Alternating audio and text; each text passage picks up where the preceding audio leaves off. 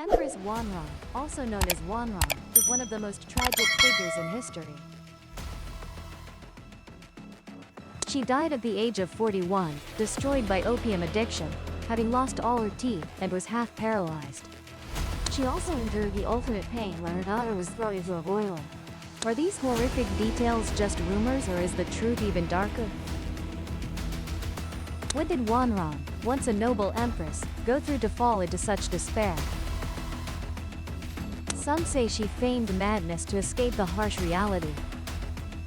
But others believe she truly lost her mind due to pressure and suffering. Behind the gloomy palace walls, what other terrifying truths might exist? And is the mystery of the illegitimate child she was accused of having real, or just a political conspiracy?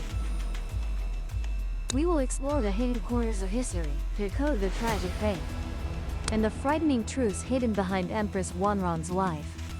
Is this story just a tearful legend, or are there more shocking secrets waiting?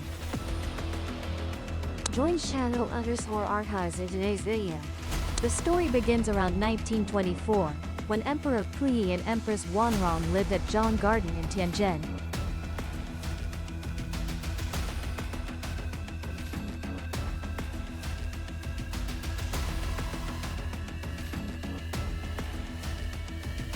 One day, Puyi happened to visit Langma department store and bought a diamond watch for Wanrong.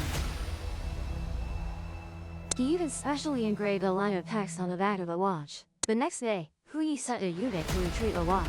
The eunuch saw English writing on the back of the watch, thinking it was the brand, and asked the staff member to read it for him. After memorizing it, the eunuch happily reported loudly, "Your Majesty, your I Love You brand watch has arrived." You can imagine all the guests in Zhang Garden bursting into laughter. Even Puyi blushed. Wanrong stood nearby, her expression hard to read, unclear whether angry or secretly laughing, but certainly very happy inside. In a distant corner, consort Wen Shou quietly left, pretending not to see anything. This story happened when Wanrong was 21 years old, having been married to Puyi for 2 years and moved from Beijing to Tianjin. They lived like a fashionable couple, eating Western food and strolling the streets, but the old rules still remain. For example, Wen Shou married Puyi one day before Wanrong and was made a consort. That's family, wasn't.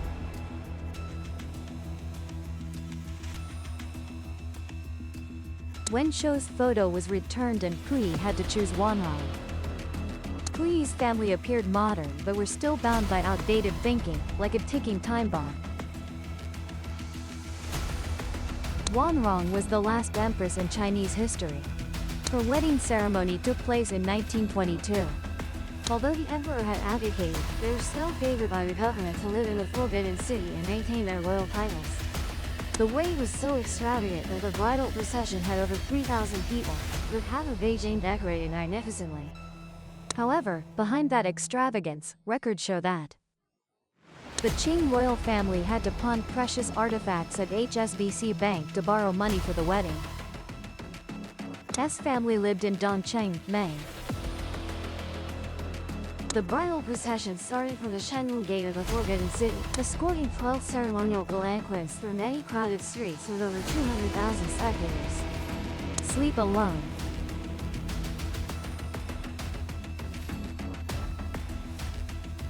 What happened that night? Why did Puyi act like that? These secrets were later revealed, but at the time no one knew the details. People only saw Wanrong and Puyi again 3 days after the wedding, when they received over 300 foreign ambassadors and journalists. Foreign media at the time praised them using Puyi and Wanrong's English names Henry and Elizabeth. A British journalist wrote, "The Empress is slightly shorter than the Emperor, with noble bearing and striking beauty, but still maintains the innocence of a young girl." An American journalist also wrote, in a solemn atmosphere, "The Empress exuded sincerity, gentleness and friendliness that moved everyone who met her." Wanrong and Puyi often spoke English with each other in the palace. Some preserved manuscripts show their English ability was quite good. Wanrong also loved photography, and besides cooking Western dishes, she taught Puyi how to take photos. In return, Puyi only taught her bicycle riding and tennis skills that didn't expect that. Wanrong was also a champion bicycle rider, cycling as fast as the wind within the Forbidden City. Wanrong also brought the fashionable trend of running smoking into the Forbidden City. Puyi once recalled that whenever they went out, they often requested dozens of cars to form a procession. Once, encouraged by Wanrong, they even tried the feeling of high-speed driving. Puyi ordered the driver to accelerate to 60 to 70 kilometers per hour, making both of them laugh uncontrollably and frightening the official in charge of internal affairs pale with fear. Another time, Puyi wanted to treat Wanrong to Western food, so he ordered a eunuch to buy food from the Dugal Hotel. When asked how many portions His Majesty needed, the eunuch replied to bring back as many as possible. Afterward, they learned to arrange forks and dining utensils, setting up a magnificent Western banquet in the palace that amazed Puyi. He felt everything was unlike when Wanrong had treated him before, but rather resembled a luxurious feast of Empress Dowager 16. Upon discovering a plate of sticky butter, Puyi asked the eunuch how to eat butter and they tried it but had to complain that it tasted terrible. Just then, Wanrong arrived and laughed heartily. She began introducing Western table arrangement. Appetizers, main courses, desserts and a serving procedure. She also showed the proper way to eat butter. Time flew by for 2 years, until November 5, 1924, when a troop of soldiers suddenly entered the Forbidden City and ordered Puyi's family to leave within 2 hours. Their peaceful life was shattered. 2 weeks after leaving the palace, Puyi suddenly disappeared during a sandstorm that covered all of Beijing. Rumors spread that the evil wind had swept Puyi away to Japan. Initially, the family thought Puyi had been kidnapped by the Japanese while Wanrong anxiously awaited her emperor day and night. Later they learned that Puyi had secretly left of his own volition. A few days later, Puyi sent someone back to fetch Wanrong and the family, announcing that Japan had arranged better accommodations for them. Not long after, Puyi led the whole family to the Japanese concession in Tianjin to live in Zhang Garden. When arriving in Tianjin, Wanrong felt like returning home because since childhood, she had studied at a church school in Tianjin and had once been a young lady of the city. Tianjin at that time was a very modern city and Wanrong was very familiar with the place. She often took Puyi for walks, window shopping, watching horse races and eating ice cream. They even took an intimate photo, hand in hand, and even tried on Japanese clothing and took photos at Japanese shops. Later, research discovered an invoice from their Tianjin period. S family.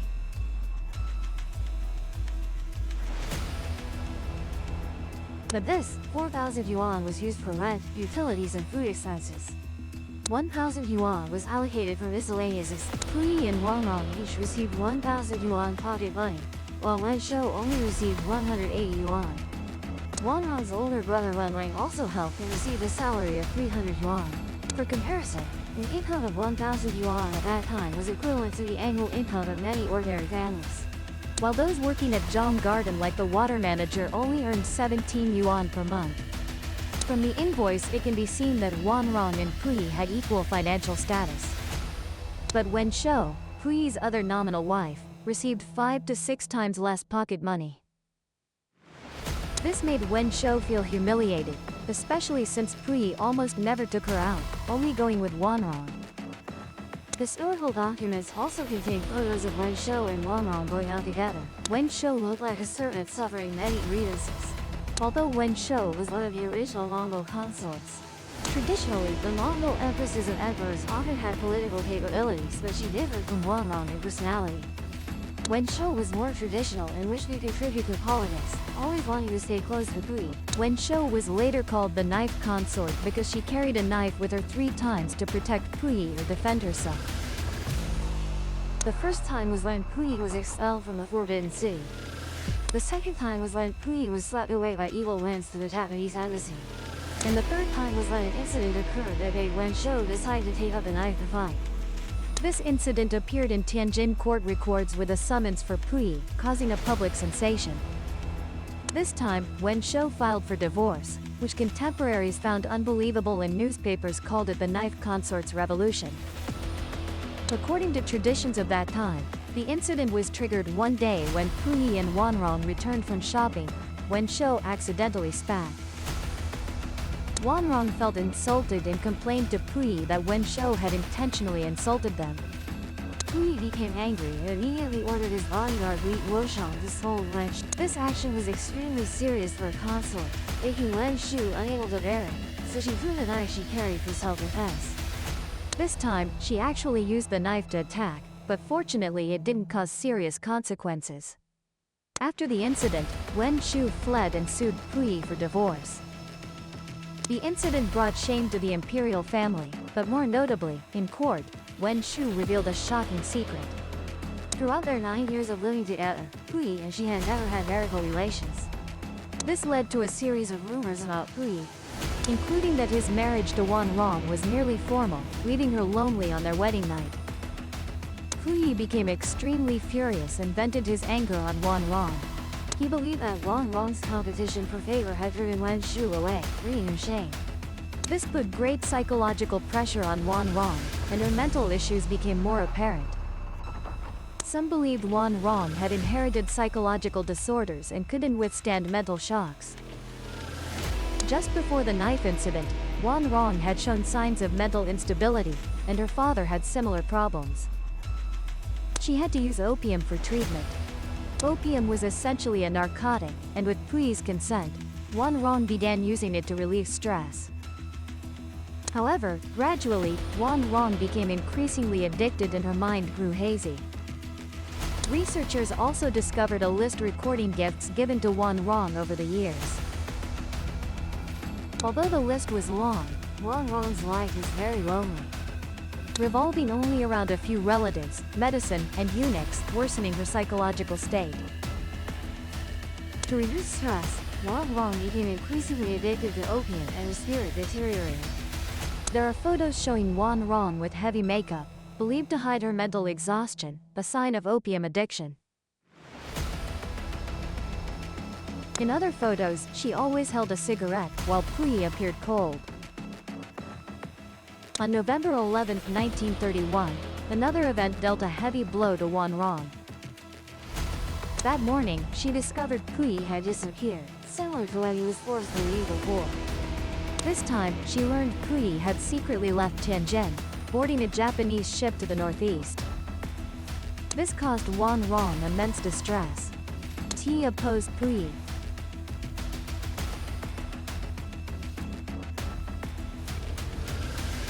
Now, with Puyi leaving without a goodbye, Wanrong felt her future was uncertain and frightening. Following the events that occurred, we don't know the exact details. Only that a year later, Wanrong followed the famous Japanese spy Yoshiko Kawashima to the northeast. According to accounts, Yoshiko Kawashima's final words to persuade Wanrong were, "If you don't come to the northeast, we'll take care of the emperor." Perhaps it's a bit chaotic there now, but once we finish building, everything will be better. You will be respected as an empress in the palace again. These words clearly targeted Wanrong's vanity, while also subtly threatening that if she didn't come, they might find someone else to be empress. So Wanrong went to the northeast. In photos of the event, Puyi welcomed Wanrong, though she had cut her traditional hairstyle and combed her hair fashionably. Wearing this stylish coat, Wanrong's eyes seemed no longer as cheerful and beautiful as before. From these pictures, it seemed Wanrong immediately realized she had been deceived. The Northeast was nearly a land completely controlled by Japan. Whether in official or private meetings, Puyi always had Japanese supervisors accompanying him, and everything had to follow their arrangements. Wanrong's situation was even worse, with Japanese female attendants constantly by her side, and she lost her freedom to go out. The place Wanrong was arranged to live was the Jishi building, a luxurious palace. In 1934, she made her last public appearance in traditional Manchu attire and wearing glasses. Perhaps her mental illness had weakened her eyes. Records note that during this period, Wanrong smoked up to 30,430 cigarettes in 1 year, averaging 85 cigarettes per day, equivalent to 5 packs. Records also state that in 1938, Wanrong used up to 740 taels of opium, averaging 2 taels per day. In another photo, Wanrong wore black glasses, bowed her head low, showing anxiety and unease.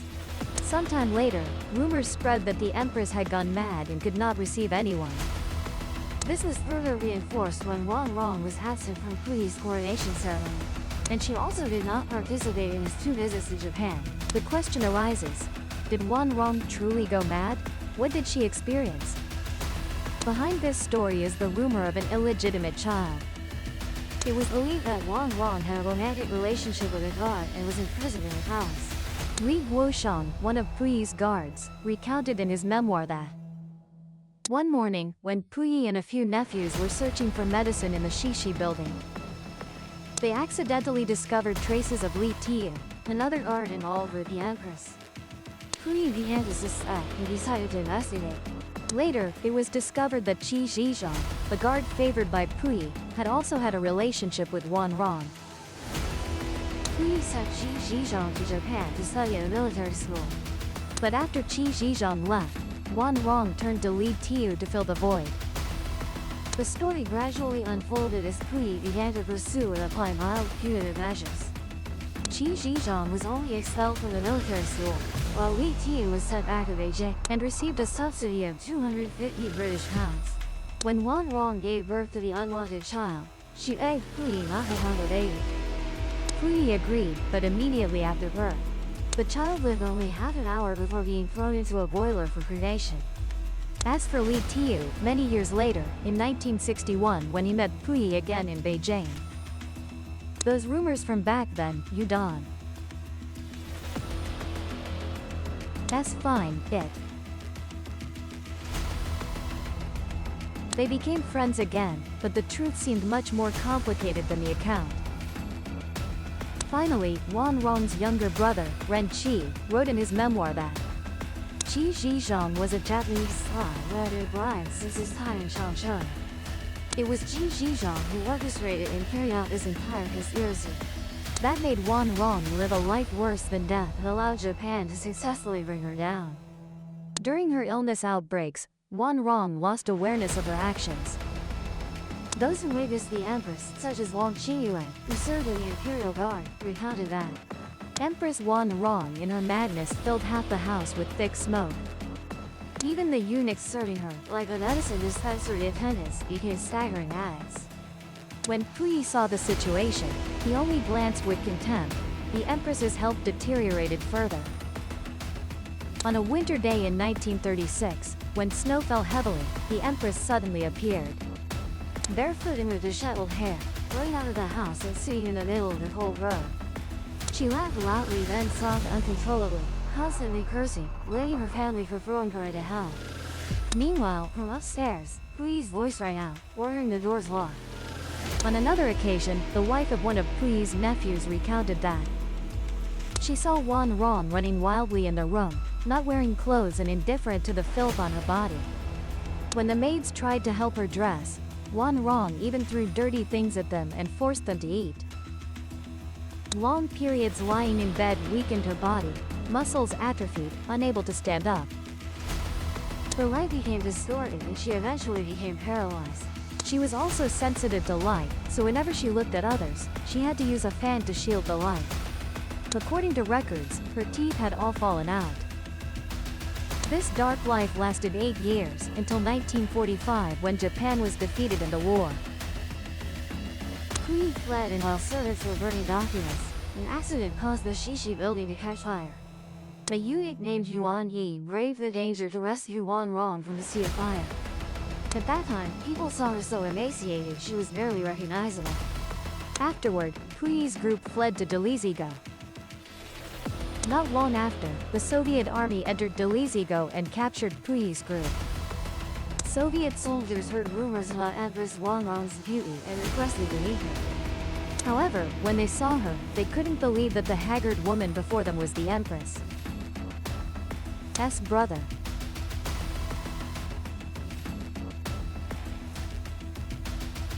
One day, when Saga Hao entered Wang Rong's cell to clean, she still called her by the name of an old maid and asked, "Is the noon bath water ready?"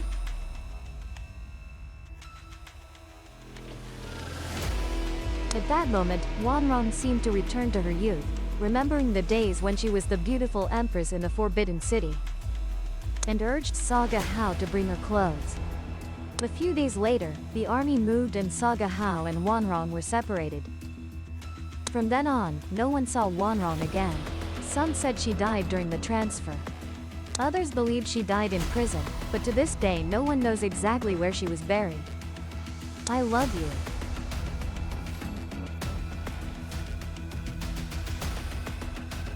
Is also said to be in the museum's collection, though rarely displayed. Puyi once shared that Wanrong was a victim of fate predetermined from birth. And if she could have left him like Wen Shu, she might have had a different ending. In 2006, Wanrong's brother held a symbolic memorial ceremony for her at Xialing, with only a small photo in the coffin. The story of Empress Wanrong ends here, leaving future generations with much to ponder about her tragic life. Thank you for watching today's video until the end. Don't forget to subscribe to Shadow_Archives channel and turn on notifications to join us in our next video soon. For now, goodbye and see you again.